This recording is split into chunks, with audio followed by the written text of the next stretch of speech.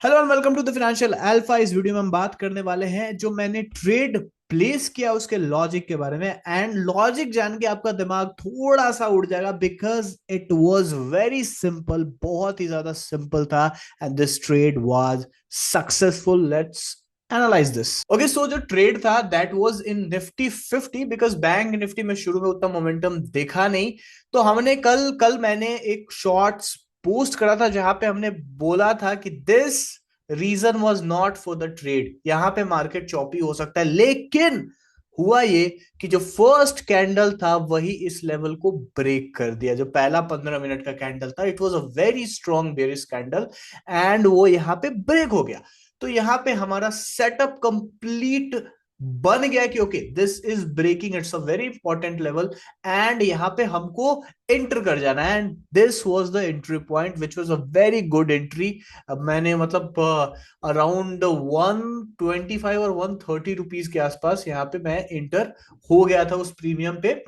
And जो दूसरा candle, I was not expecting कि इतना बड़ा फॉल आएगा। जो दूसरा कैंडल है वो कैंडल ऑलमोस्ट जब फिनिश होने वाला था दैट टाइम आई एग्जिटेड। अब यहाँ पे सवाल उठ सकता है कि तुम अंतर्यामी तो हो नहीं, कि ऐसा तो है नहीं कि हाँ यहां से मार्केट रिवर्स होने वाला था तो तुम एक ही पे ट्रेड करके और वहीं से एग्जिट हो गए। वेल इसका भी लॉजिक है, वो भी बहुत सिंपल है। देयर इज नथिंग, कोई भी बहुत ज्यादा दिमाग लगाने वाली बात ही नहीं है इस पे। तो बात क्या है, लेवल टूटा, हमने ट्रेड लिया जो कि पहले से ही डिसाइडेड था। मैं मतलब बहुत ही सिंपल सेटअप्स पे मैं ट्रेड लेता हूं। And the second thing was that कि अगर मैं बैंक निफ्टी का चार्ट देखता हूं, बैंक निफ्टी, तो bank Nifty was choppy that point of time. Bank Nifty बहुत ही ज्यादा चॉपी था and was around the support level, यहां पे सपोर्ट लेवल के पास था। तो यहां पे ऐसा था कि जब भी ऐसा होता है तो निफ्टी एंड बैंक निफ्टी एक साथ फॉल करते हैं। अगर ऐसा कुछ देखने को हमें नहीं मिलता है दैट मीन्स टू से कि कहीं ना कहीं कुछ ना कुछ हो सकता है। तो बैंक निफ्टी का जो फॉल था वो यहाँ पे एक स्ट्रॉन्ग सपोर्ट है दैट इज अराउंड 50,000, बहुत ही स्ट्रॉन्ग सपोर्ट था। तो ऐसा तो होगा नहीं कि ना, एंड बैंक निफ्टी जो है वो हमको बहुत मतलब एक प्रोमिनेंट रिटर्न देगा। So that was the reason यहाँ पे मैं I traded in Nifty and I did not, I exited at this point of time क्योंकि हमको वहां पे बैंक निफ्टी का ऐसा होगा कि हाँ बैंक निफ्टी भी अगर टूटेगा तो आई विल री इंटर। लेकिन उसके बाद से देखो तो मार्केट थोड़ा सा चॉपी हो गया। सो that was the logic of the trade. बात यहाँ पे मैं ये आपको बताना चाहता हूं कि इट इज नॉट इंपॉर्टेंट कि हमेशा जो भी सेटअप यूज कर रहा हो, जो भी इंसान कुछ सोच रहा हो, वो कॉम्प्लिकेटेड ही हो। दैट डज नॉट मीन्स, मतलब ऐसा होता नहीं है।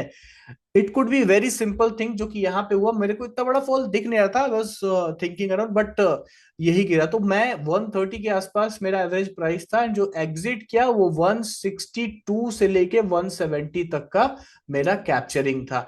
तो निफ्टी में दोस 30 to 35 पॉइंट्स जो बुक हुए that was a good enough number, क्योंकि यही मेरा रिस्क टू रिवॉर्ड था। यहाँ पे रिस्क भी थोड़ा कम था। अगर ये हो सकता है कि ऊपर जाके भी क्लोज हो जाता तो यहाँ पे मैं एग्जिट कर देता।